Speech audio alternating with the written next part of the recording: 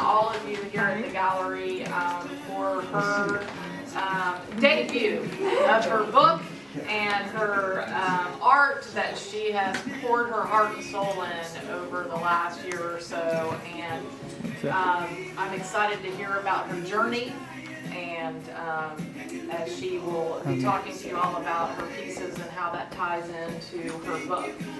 But we do welcome you here to Robert Kent Galleries. We've been on the square for a little over 4 years, and we usually change our art out every month. We have a wide array of art and artists, including Tina and others that we represent. We also have a full frame shop, so we can accommodate any of those needs you might have as well. So we hope you'll come back and visit us often. And the other thing I think that's exciting about Tina is she came to me and said, you know, if I sell any of my art and my books, I want to give a portion of my proceeds to a nonprofit. So she asked me what I thought, and considering a lot of what's in her background, we talked about Live Safe Resources, where I was the CEO for 11 years. And by the way, I'm Holly. I guess I skipped that part. And my husband and I, Robert, own the gallery, and then Kira works with us. You all met her when she came in. And Lisa's usually here full time. But anyway, I'm Holly. And so I worked at Live Safe Resources for 11 years as their CEO, and we provided services to victims of domestic violence, sexual assault, and elder abuse. We have the only domestic violence shelter in Cobb County with a population of almost 750,000 people. And so Tina said, I want to give any proceeds that we have throughout the month of my artwork to the shelter to help the women and men and children that are fleeing from domestic violence situations. So thank you for doing that. And you know, God works in mysterious ways, because we were supposed to do this in March or May, and we all know what was happening then. And we kept going, when are we going to do this? When are we going to do this? And we finally landed on October. Well, it's also Domestic Violence Awareness Month. So, as I said, God works in mysterious ways. And even though we wish we could have done it in May, and I sure wish we weren't all having to wear these, and in the middle of a pandemic, I think considering the message that you're going to share of survival and hope, and we can all accomplish anything if we put our heart and soul into it, is very applicable to those victims that are trying to survive every day. And we've seen an uptick of domestic violence, of course, during this time frame of about 45 to 50%. And so it is definitely an issue that people are dealing with every day. So again, thank you all for being here. And now it's my pleasure to turn it over to her wonderful husband, Jim, who's going to share with you all as well. We weren't giving him a microphone, though. We're afraid. Very afraid. Holly, thank you very much. I just want to say this looks incredible. You did a fantastic job getting this set up. It's going to tell the story. Tina will tell it, and she'll start from here and work it all the way around, so I'm not going to go into that detail, but I will tell you, I had a front row seat from the very beginning when this came to fruition, right? So she started, we just talked about an idea, and she was telling me some of the things that she went through in her life, and I said, wow, honey, that's really a movie. And then as she was going on, I'm like, this is incredible. You know, you can help other people. And she's all about helping people and sharing. And she's like, well, what do you think people will say or think after reading all this? And I said, I think they're going to be incredibly impressed. And some people are going to say, hey, you know what? I went through the same things too. So, honey, I am super proud of you. I had a front row seat from the very beginning watching this thing come through, and now to see it here laid out. When I walked in here, I was wowed, because I got to see each piece as Tina was creating it, but you're looking at these individual pieces, and it's like, okay, this really looks sharp. I'm a numbers guy. I'm not a creative guy, so I can barely draw stick figures. So when I see this, I have no idea how that brain works of hers, but it's incredible. I tell you, it's fun watching it in action. But I said, when you see it laid out like this, when I walked in here, Holly, I was like, this is incredible. You know, to see this all flow like this is an incredible story. All of you, I'm sure, will enjoy it. Enjoy the book. The book gives it more detail. But without further ado, I want to introduce the star of the show, my beautiful wife, my favorite artist in the world, Tina Adams Stuffle.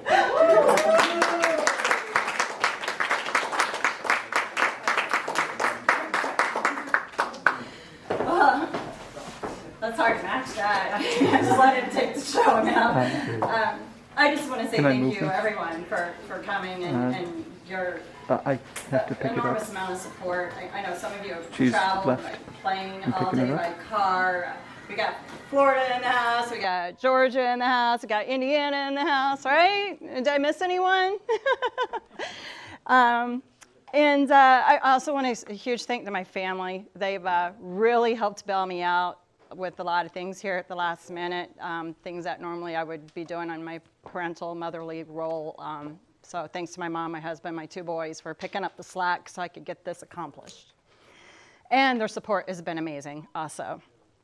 Now, I want to tell you about how this began. It began almost 2 years ago in February. So I went to this master class, and the idea was I just really wanted to help everyone connect more with my art, understand, more about my art.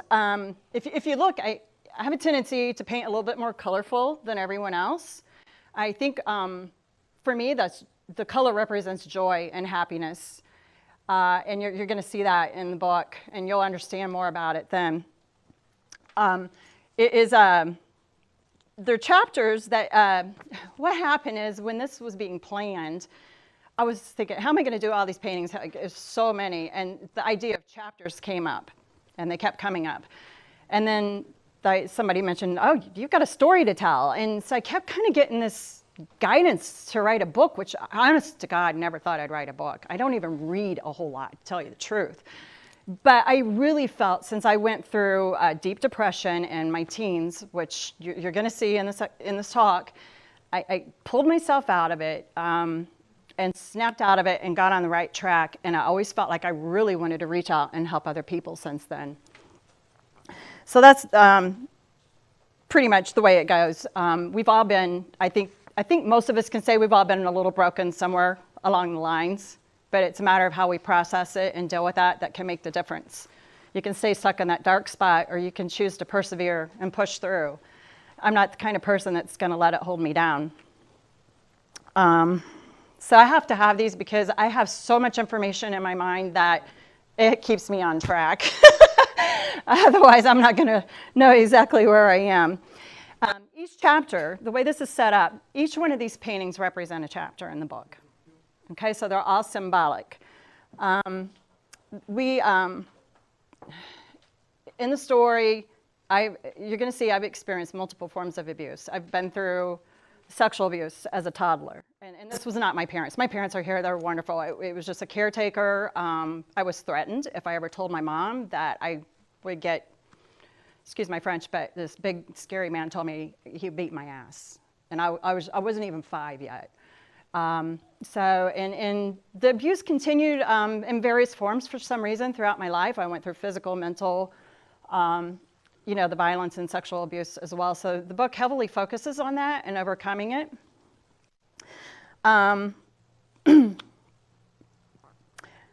Those things held me back enough, so I'm like, it's not going to hold me back anymore. And I'm going to go after my dreams in life, my dreams and passion. And I really wanted to take this moment to encourage anyone that's been through any of this to just don't let it hold you back.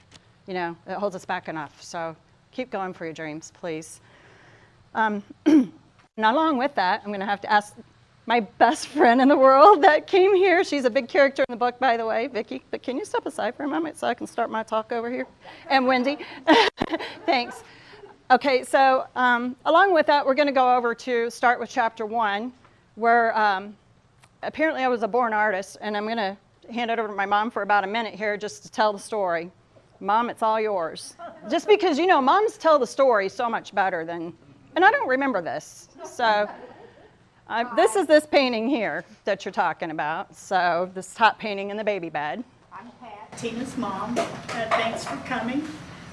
Tina started at an early age, before she could walk, painting. And our bedroom was right next to hers, and I always kept the door ajar, just so many inches. And she slept in late that particular morning, which was unusual for her because she had an enormous appetite as a toddler. And I thought, well, there's probably something not right here. So I peeked in the door, and she was busily into my oil paints that I had on the chest of drawers. I had bought a paint by number set. That's how good I am at art. But she decided to get into it, and she was having a ball. I stood there and peeked through the door, and she was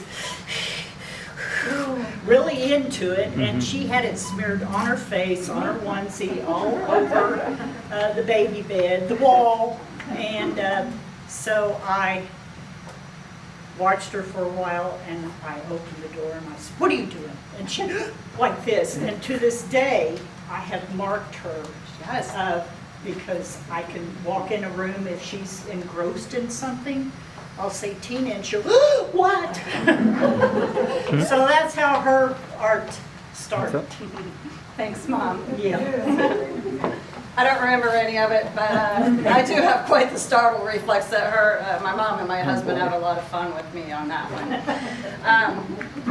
So I want to go on and talk to you a little bit more about what is in chapter 1. Over here is, I chose a rabbit to represent the chapter. And what I did in the beginning is I had to research all these different animals and, any meanings that were, people have assigned to them. Whatever was symbolic to relate to the chapters. I chose based on my interpretation because rabbits they're victims of prey, and they're vulnerable. So I titled him Innocent Bunny, and but it does represent that time in childhood where I went through those abusive situations and so forth. But I also found out through my research that was my interpretation. Rabbits represent abundance. So I like that. In this chapter, I just talk a little bit about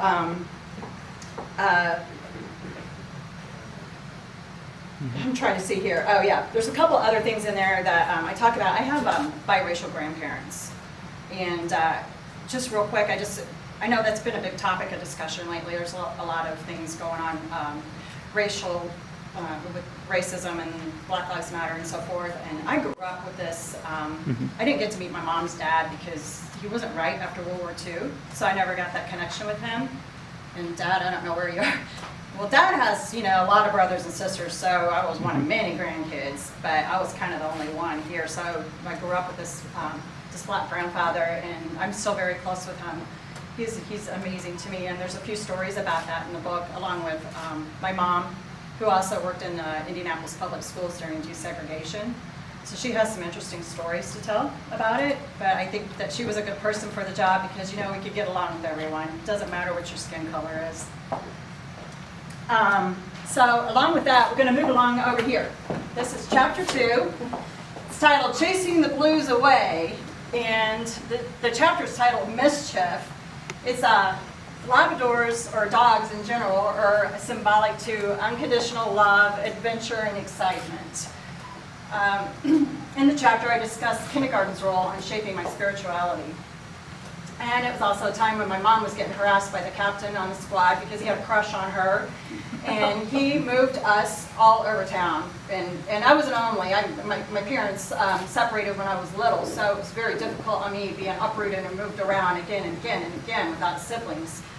So we can talk about some of that throughout the book, and starting in this chapter. And then after that, we move along to chapter 3. And can everyone hear me okay? Does everyone hear me okay? Am I talking too fast? Because I have a tendency to talk fast, so just, if you can't hear me, thanks, Jen. I'm trying to squeeze it all in within 30 minutes. So anyway, this is titled Harmony, and the chapter is titled Princess to Tomboy. So you can kind of figure that one out on your own. The hummingbird itself was a hummingbird that was visiting my bird feeder. I set up a hummingbird feeder every year, so that inspired me for my own photo of the hummingbird. And they represent lightness, playfulness, enjoying life, and swiftness. This was a time when I took my very first vacation, and we went to Florida. We didn't get to do those things often as I was growing up. And when I went to Florida, I was sold. The sea air, the sunshine, the greenery. I was so happy. I was 8 years old. I was only 8, and I'm like, I'm moving here someday. And I did later. So you'll see this play out as this moves along. There's also a time that I spent some wonderful time with my dad. He used to take me camping, taught me about camping and nature, and I really think I get my love of animals and nature that you see throughout my paintings, primarily from my father. So thanks for that, Dad. And then we move along to chapter 4 here, which is titled Blizzard, Music, and Crushes. So, okay, you already know I was about 8 here, so I'm kind of developing my crushes and stuff right in here, right? Well, what happened? We moved again. So this is titled, the painting is titled Endurance. And the polar bear is about getting through difficult times. We moved again and ended up in the blizzard of 78. Does anyone here remember that blizzard of 78? Okay, well, so I know you guys do. Our pipes froze. We had to go out and get big pans of snow, boil water, to do dishes, to take baths, all that jazz. It was some trying times for us. I encountered my first bully then. And then we moved again. The captain was really on my mom. It was crazy. She had a good sexual harassment case back then, but it never happened back in those days. We moved again. The kids were awful mean. I had a hard time. I was in the middle of 5th grade, and they picked on me constantly about my frizzy hair, whatever they could, my clothes. And it was a real difficult time. I was very shy. I was very timid at that age. Encountered more bullies. But I will tell you there's a silver lining here. And you know what that silver lining is? I met my best friends in life. My best friends, except for Alice. I met her later. Vicki is, come here, just say hi. Hi. This is Vicki and her other best friend and a good friend of mine, Wendy. I met her and she's just godsend. And Chris Schuler and Carmela, I know you're probably out there watching somewhere, but they've been with me my whole entire life. I was about 11 years old.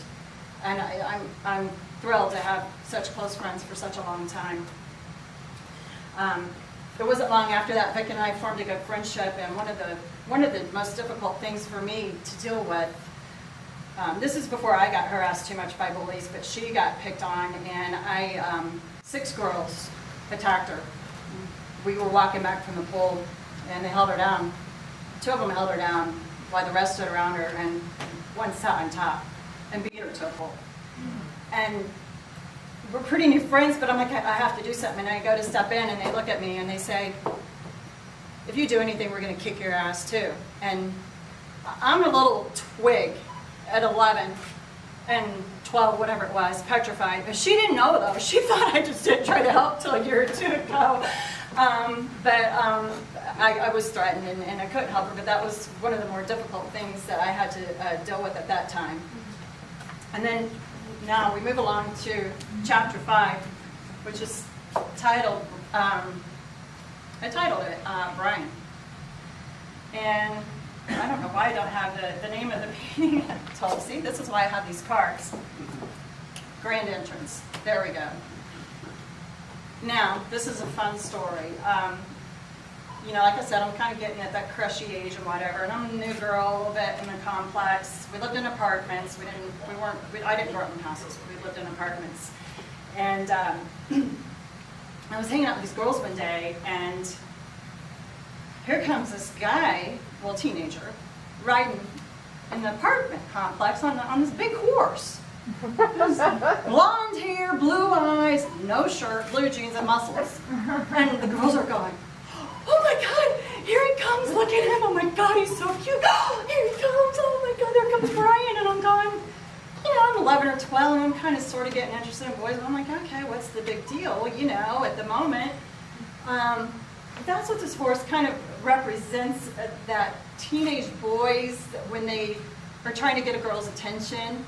So it was inspired by a reference photo I had of a horse from a photographer named Karen Bromelsick, and then a peacock, a white peacock I saw when we went to Tampa, Florida. So what I did is I combined the images, and I wanted this horse that comes splashing through the water because it represents summertime, and just that powerful influence that we had there. And then the peacock feathers are kind of in the background, and that represents a bird will ruffle their feathers to attract the female's attention. I think most of us know that. So that's the symbolism behind that painting. What ended up happening here, he had such an impact on my life. And he was really kind of, sort of my first love, and I mean, just fell for him, head over heels. We started having these encounters. I started running into him. I think he was running into me on purpose. And he was flirting, and I started getting this crush on him, and I hadn't kissed a boy yet. Who remembers their first kiss? Does everybody remember their first kiss? Okay. I knew he was going to kiss me, but I like to know what I'm doing, you know, with things. I like to be practiced and, you know, with my art, like researching. And I did that with kissing too, so I knew this other boy liked me at the skating rink, and so I practiced with him first. So I didn't know what I was doing. And yeah, he came to my house bearing gifts, brought me records. It's all in the book. It's a really fun story. And then right about this time, well, Vicki and I, one of us didn't think of, the other did. So we were getting in trouble. Nothing bad, but we were just getting, okay, maybe skipping school, but, you know, we just, okay, maybe kissing a boy too, but not while we were skipping school. But anyway, so her mom felt like we were getting in too much trouble, I think, and she moved as we were getting ready to go to junior high together, and it was crushing for us because we weren't old enough to drive to go see each other, and we were basically separated for the next few years. In the midst of that, I met another girl named Lisa that we became real good friends instantly. And she started taking me everywhere on vacations with her. Well, what I didn't know is she had a big family, and her cousins were really, really jealous. And this was when I started encountering bullies. And I was only, so right around then, about 13, still pretty much a twig. And these girls were older. You know, they were like 18 or 19, so there was a pretty big size difference. And they were after me, and I was petrified for a while. It's a time in my life I literally had to learn to fist fight. I mean, I did. I've been in fist fights, I'm not going to lie. Apparently, I taught myself an uppercut because somebody yanked me off of Lisa's bike. And in the AMP parking lot there on West 10th Street. And, you know, she was, this girl was my age. But so she put her head down, and I thought I got to get one in, and I went bam, and that's, some kid told me I had a nice uppercut the next day. So anyway, that's the story there. But the bullying went on for a long time. My mom actually had to step in and pull one of them off of me, and she did a great job. She's like my daughter. So Mama Bear came out in that one. Okay, so now I'm going to move you along to chapter 6 here, which is titled "Violence and Tragedy Strikes." The painting is titled "A Raven's Warning." And the raven signifies changes ahead. It's also symbolic to healing and considered to some a messenger between heaven and earth. It was during this painting that I really realized that, and I probably knew this in the back of my head, when I'm creating as an artist, each painting takes some time to become acquainted with. And once you get acquainted with it, you get in this rhythmic flow. And when you get into the rhythmic flow of everything, it just starts to come together. This is based on, half of these are based on my work, my own imagination or drawings, and some from some professional, wonderful photographers I'm very grateful to network with. This one is one of those from a photographer, and he just had a subtle blue reflecting off of his dark feathers. But I decided to kind of take it a step further and add some violets and play with the colors, and I'm very pleased with how it turned out. And I think it just resembles that, you know, sometimes in life we have to be bold and just lay down the strokes, you know, and go for it, right? There's a little bit of broken color if you look up close, and that just resembles that. We're, you know, we've all been a little broken somewhere along the lines. Let's see, this chapter covers abuse and violence again, gun threats. I was getting a little closer to 15, 16, something like that, and my boyfriend, well, it wasn't Brian because he had another girlfriend, so I kind of moved on and was dating another guy, but he was threatened with a gun, and it was later on down the line. I had a .357 Magnum pointed in my face at one time too. You know, these are all topics in the book and hardships that I've dealt with and overcome in my life. But the reason this is called a Raven's Warning, the main reason is because I found out I was 16, Mom met me after work. I gotta keep this short, so I can't go into the whole story, which is in the book, but Brian was shot and killed.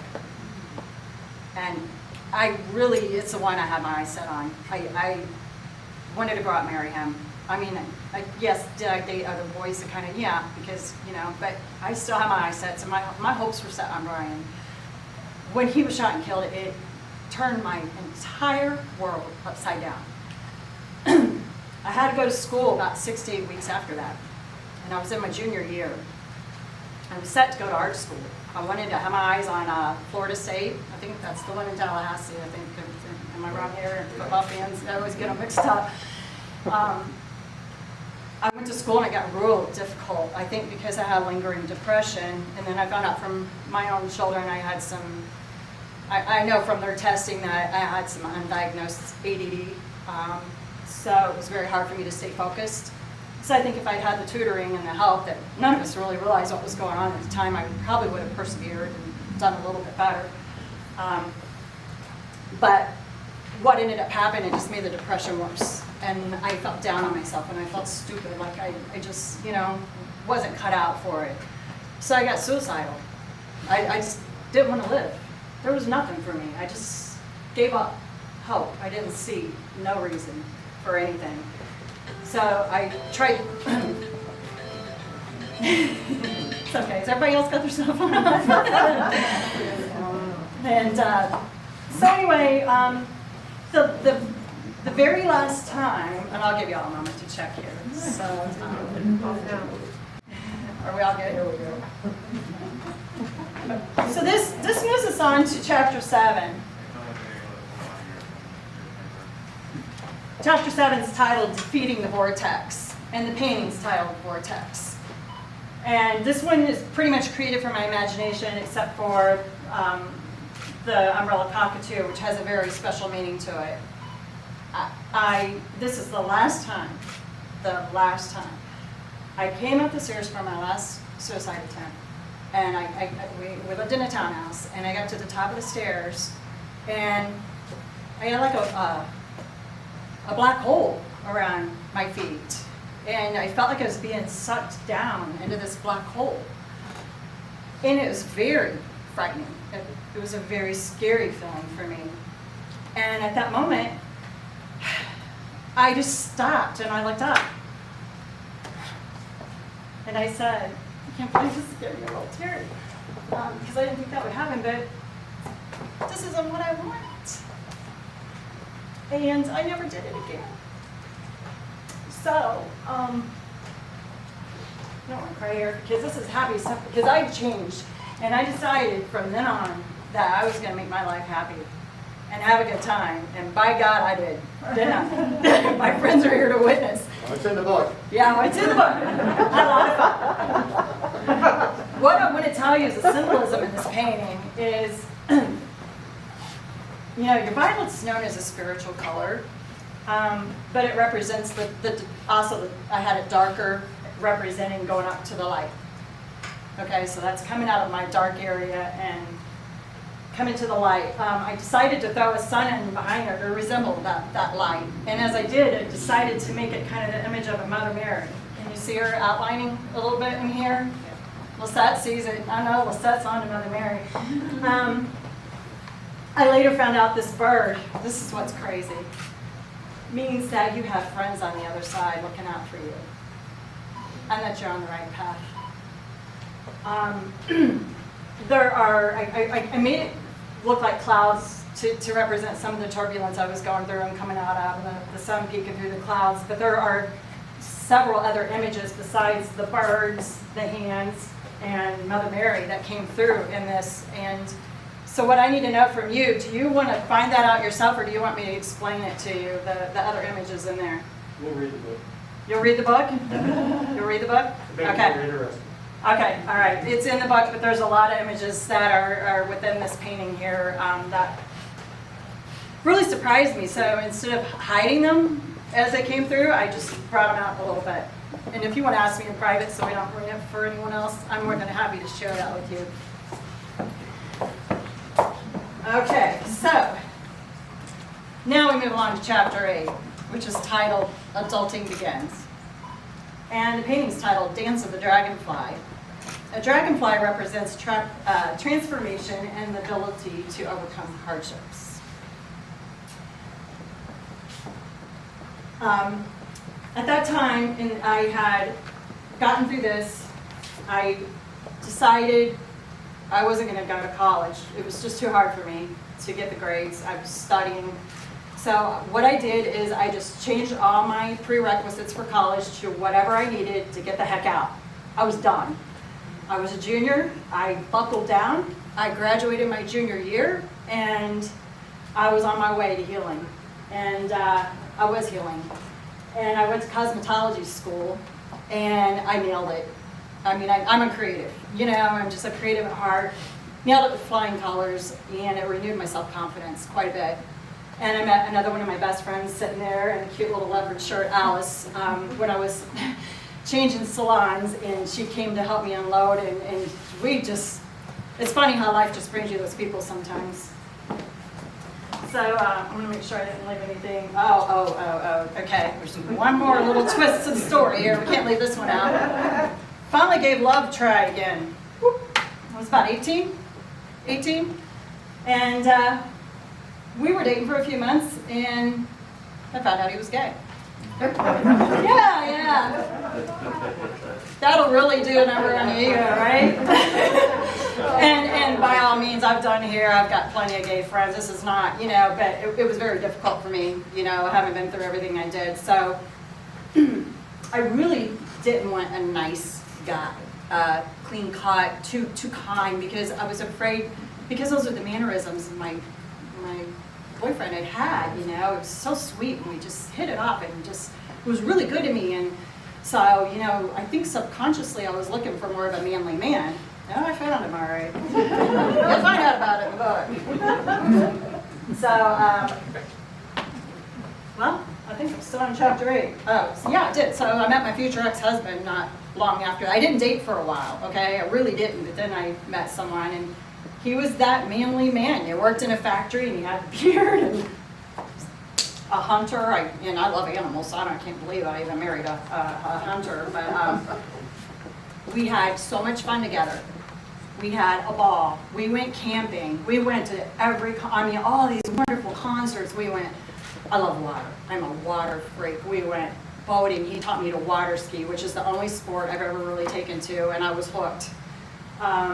We just had a ball together, but you know, I found out he had a drug habit, and we started getting into arguments. And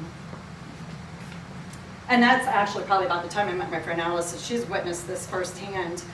But I wouldn't marry him until he straightened up, and he tried to prove himself to me and tried to straighten up, and it ended up happening. I did end up marrying him later on. You'll find out about it in the book again. It's all in the book. This one is titled Contemplation, and it represents chapter 9, which is titled Rocky Roads. So I don't know why I kept getting this stuff thrown at me, but it just kept coming in droves, okay? So this is about, I've had the woman has been drawn in my portfolio for over 25 years. And until this exhibition, I never knew what I would do with her. I just knew I liked it. And it's not me, it's just something out of my head. But it's about a moment. That moment that we're contemplating a difficult decision we have to make that's probably going to make a big impact on our lives. And I think we've all been there at one point or another. So when I had to come up with something for this chapter, I decided this was perfect. I love lions. They're my favorite animal. They represent strength and courage to me. And so that's how this whole painting came together. I decided to combine those two, and they grace the cover of the book. let's see, what else can I tell you about this here? I worked 2 jobs. I did go on to college, but just a small college. And for a couple years, I married the guy. We'll call him Robbie. He's called Robbie in the book. Some of the names are fictitious to protect, people and myself and so forth. But I also found out my grandma that I was very, very, very close with right around this time had terminal cancer. And I forgot to tell you back in the beginning, I have a huge needle phobia. My grandma was a nurse, and she was always taking care of me when I was sick. And but I do get my needle phobia from her, because every time I got sick, I got a shot of penicillin, and that hurt. So there's a few jokes about the needle phobia in the book. I kept changing jobs because I had gotten out of doing hair when I went to college and other things. So I was working 2 jobs, going to school, and then let's see, I got married, my grandma got cancer, and then job situations just weren't working out. I'm like, God, go to one company, they'd close, another company closed. Eventually, I started waiting tables, and I had more income and more stability from waiting tables than these other companies I was trying to work for. My husband was getting violent with me. He had come in and admitted to doing drugs, and one night he had been out and he came home, and he was mad because the doors were frozen to the house. We live in this old house in Indiana, and it's winter, and the doors would freeze up, and he thought I locked him out, and you locked me out of my own house, I'm gonna kick your, you know what, and it's like this big burly man, and I was out of it, sleeping. And so I'm trying to explain to him, and he comes in and flips me off the bed in the middle of an argument. I'm doing a somersault off the bed, and I'm crying and about to get sick because I'm so upset. Then he starts crying, and the next thing you know, he scatters on the table needles. He had been shooting up drugs, and I had no clue. But that was back earlier, before we got married. But as time went by, he got back into the drugs, and we had a lot of verbal situations and a couple more violent situations. But what was the last straw for me is when he drew his fist up at me. I was sitting in the rocking chair in the living room, and he drew. I can remember it as plain as day. I'm sitting there. You remember that rocking chair in that living room? And I'm sitting there, and he's in front of me about right here, and he drew his fist. I thought he was going to shatter my face. And instead of making a rash decision, because he and I had a lot of fights, and I was in and out, so much that my mom, God love her, I'm sorry, she said she put a revolving door on. I was in and out constantly. But this time I thought, you know what, I'm not going to do that. I'm going to give it some thought. And 2 weeks later, it just made me sick to look at him, and I knew it was over. It was done. So I moved on from that. And so, I told you about the hello, how are you? So I told you about the waitressing jobs, right? And I ended up working at a little Irish pub, and then I switched to this fun little 50s bar where I met some of my other good friends that can't make it because they're back in Indiana. Dana, Jody, hi, if you're out there, Charlotte and Rhonda. We had a ball working the 50s. May have been times we went and did shots behind the DJ booth. Maybe 9 up, read the book. But I met this girl, this tall blonde girl that kept coming in with her boyfriend, and we got to be really good friends. Well, before I get to that, while I'm working there, it was in the middle of the winter, and my car broke down when I was closing the bar, one night. So 3, the bar's closed at 3, so it's about 3:15, 3:30 by the time we clean up. I had snow to my knees. I kid you not, I was freezing. And Vicky's husband was the best mechanic. They were always there for me, so he came and he helped me. But decided I'd been through enough, and I asked this girl, Alex. I said, when springtime got here, I said, hey, Alex, you want to go to Florida with me? And so we went, and she said yes. And my God, I made that. When I said I was going to make it fun, oh my God, I did. We lived it up. We found every party, everything that was going on, and we had a ball. By the time that week was over, and we literally were only there 5 days because we were with our cousins in Punta Gorda for a couple other days. Hi, Betty. Thank you for letting us stay with you in Punta Gorda. By the time we left the beach, everybody knew Alex. She was this tall blonde. They were calling her name up and down from Star Boulevard. So we had a really, really good time. Got on the plane and I got sad. I just felt overwhelming sadness and I didn't want to leave. And so that brings us to the next chapter called Sink or Swim. And this is titled, the painting's titled Determination. So I decided, and I don't know if I decided on the plane, this was in July of 94, I think 94, 93, 94, it's in the book. My husband's a numbers guy, I don't remember all. I decided I was going to move, and so by the time November was here, I was in Florida. I did it, and it was a bold move. I didn't have a lot of money. I had maybe a month's worth of rent saved. So I went through more hard knocks.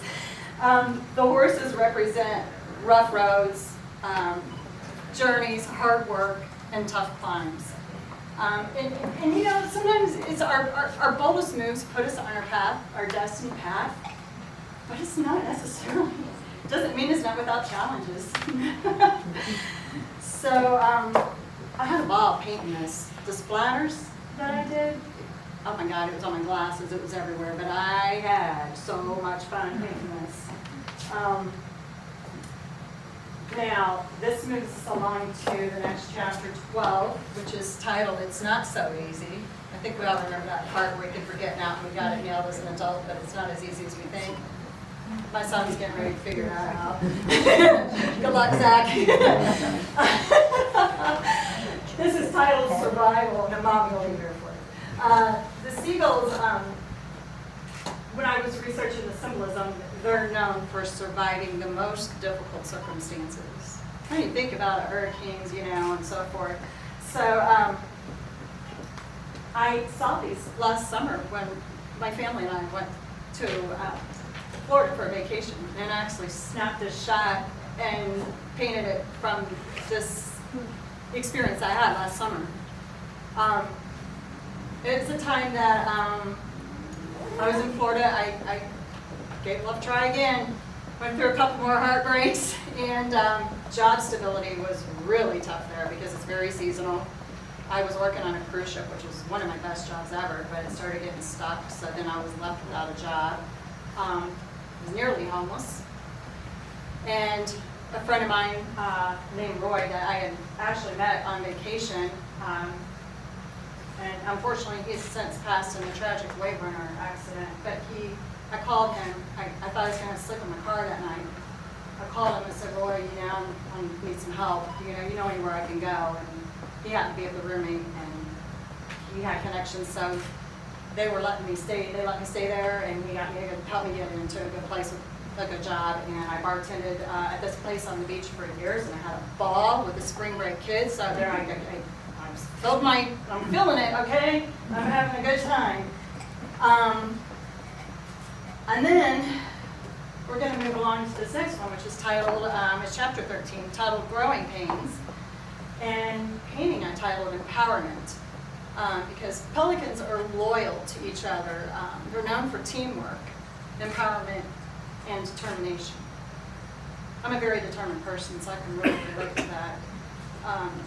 I came across some unfortunate circumstances once, and I was taken advantage of. Then I'll just leave it there. You can read about it in the book.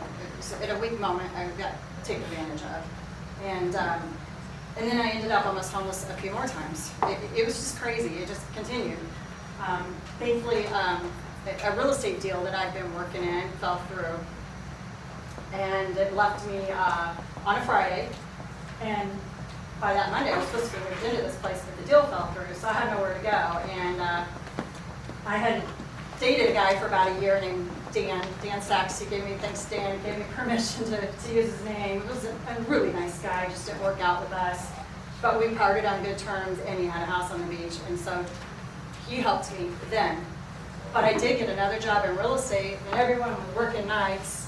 They were all, everybody's playing in the band, the bar business, everybody on the beach. It's a hospitality industry there, so I had to get away from that.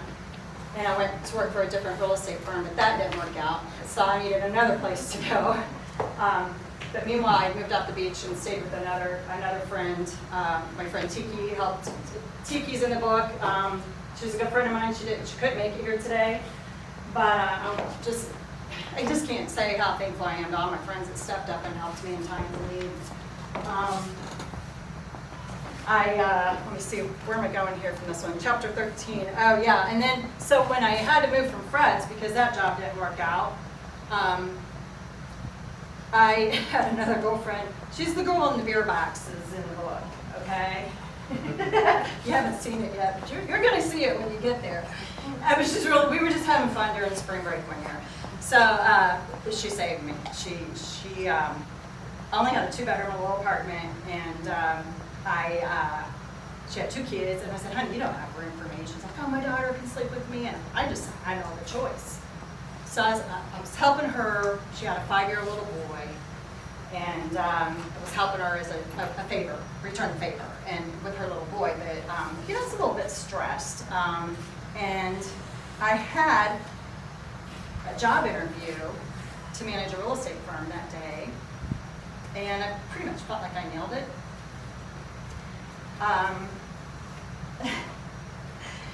I came home and Angie wasn't home, and I just didn't want to. I didn't want to babysit. I'd had a stressful. So she was at happy hour, and really, honestly, I'd been staying out of the bars.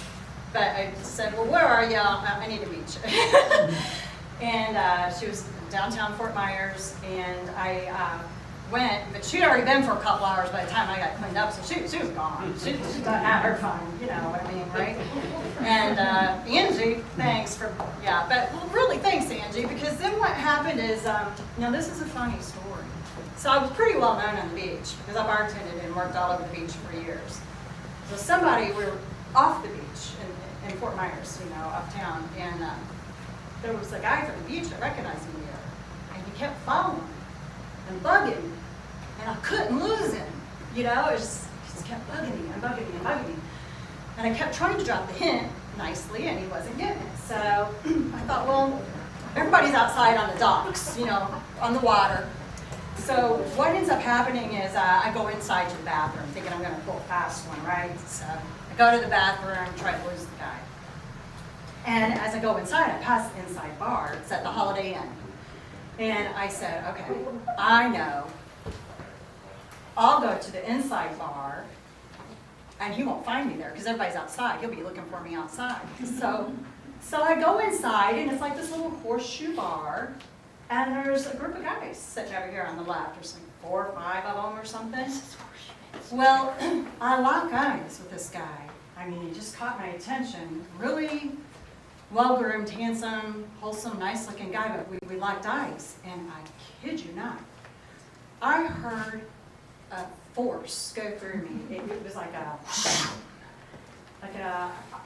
swoosh. I can't explain it. But then I would look back at him because he was sitting next to this blonde girl, and I thought, oh God, he's married. I can't.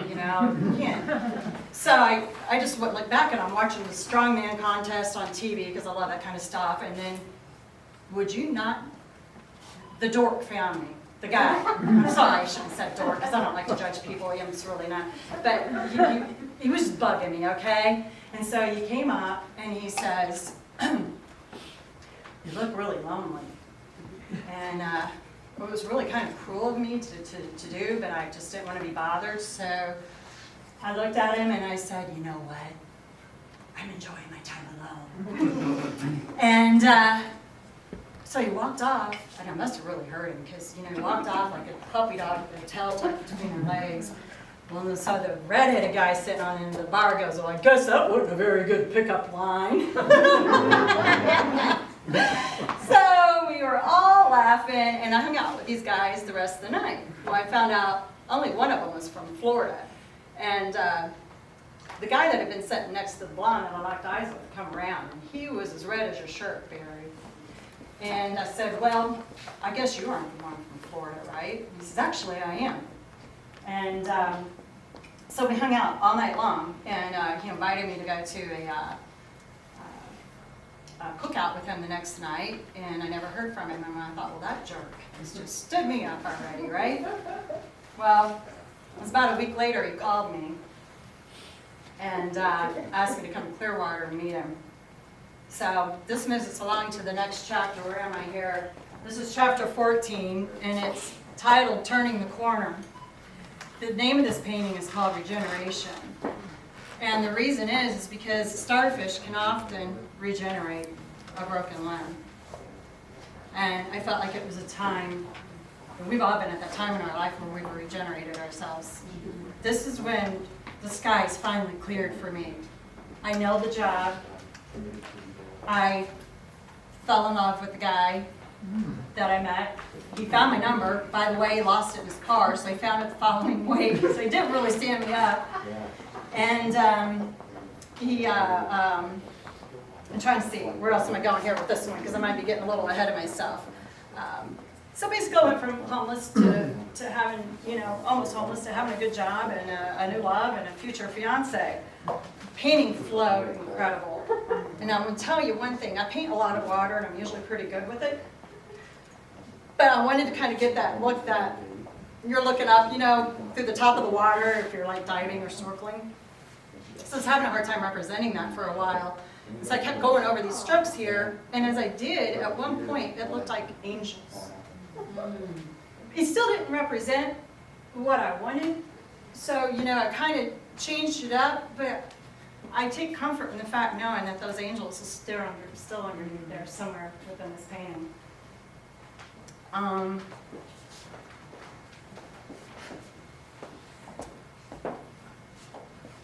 I had a guard up pretty bad, and my husband over there, Jim, he's the one that was sunburnt. That was from Florida. I had my guard up, obviously by now you guys have heard enough of the story to know I went through a lot, and I had walls up, and I guess this is what they would call intuition, but I felt this voice in my head tell me, he'd been trying pretty hard to get close to me and I wouldn't let him in. So I heard this voice that says, if you don't give him a chance, you're going to blow a good thing. So I gradually started letting my walls down, and I'm glad I did. He has supported me 100% from the beginning of this art career, and I appreciate him so much. So that's how that part of that story goes. And then this is the last chapter of the book. There's 15 chapters. It's called Cool Cars and Babies. And the painting's titled Togetherness. Elephants are known to represent good luck and power, and they also have strong family bonds. So this is a time I stepped into my role, family role. I was married, I was becoming a mom. I got my first new car in my whole entire life. It was sweet. It was a brand new burgundy Firebird with a rockin' stereo and T-tops, and wouldn't you know it, I did not know I was pregnant when I bought that car. Yeah, so here's all these guys pulling up to me on 41 in Fort Myers or Naples, and they're trying to hot rod me, and oh my God, this belly. I kept it until my youngest, Lex, who may or may not be, okay, he's named after Lex Luthor. Because we couldn't decide on a name. But I kept it until Lex came along because I had to have more room for a stroller at that point. I do have to throw in here, because I got ahead of myself, when I was pregnant, I told you I have phobia, right? I told you this. It's bad. I'm petrified. I will almost pass out. He's had to pick me up after penicillin shots before when they gave me strep once. But I went to a hypnotist when I was pregnant with Zach because I was so scared. And it's all in the book anyway, so it's another story, but it's pretty funny.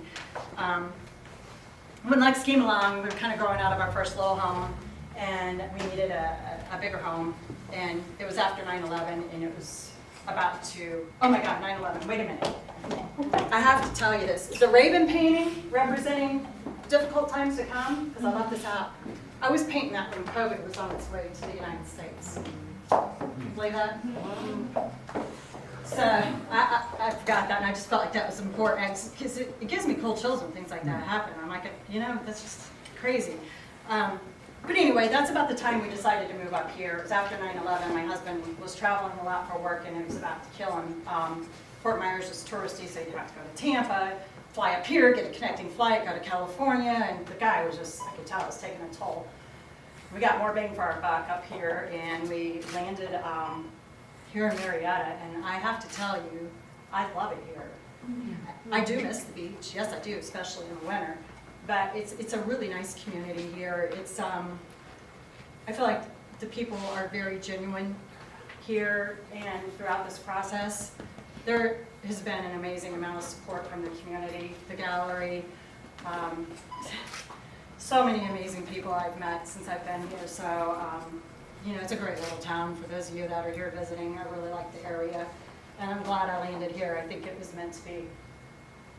So in closing here, I think I've kept you long enough. I just want to tell you my art grew a lot through this process. I grew as a person through this process. There's so much more I could tell you, but I'd keep you here all day, and all I got to say is it's in the book. And I would love your feedback if you get the book. Would love to hear what you all think. And does anyone have any questions for me? Jim? So, thank you for telling the story. It's wonderful. Thanks for listening.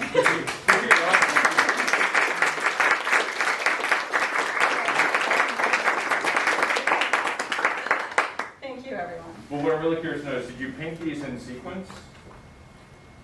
No. Okay. Sort of, but I got, it just depended on where I was at. So I did start those two early on, and most of it, somewhat yes and somewhat no. Yeah, it just kind of Whatever the inspiration was at the time? Yeah. For the most part, they were, but not every single thing was painted in sequence. Can't say that. Anyone else have any questions? Dawn? Which one, do you have a favorite, and if you do, why? I love the Raven. The colors are beautiful. The spiritual piece is just meaningful to me. The Raven, I love lions, so anytime I paint a lion, I don't know, I like them all. What about you guys? You'll have to come let me know. Anyone else? Anyone else have questions? All right. Cheerio then. Thank you, everyone.